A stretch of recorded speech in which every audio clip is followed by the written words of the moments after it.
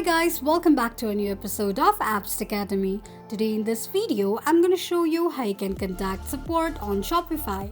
Keep watching the video till the end. To contact support on Shopify, firstly go ahead and open your Shopify application. The homepage of Shopify application will appear on the screen.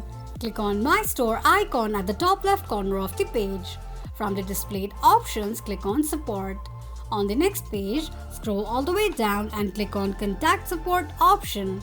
Here you can live chat with your Shopify support, and that's how you'll be able to contact support on Shopify quickly and easily just in few steps. If you have any thoughts or queries, let us know in the comments section.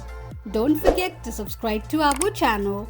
Also, press the notification bell icon so that YouTube will notify you whenever we post a new video. I hope this video was helpful to you. If it was, go ahead and give us a thumbs up. Thank you so much for watching.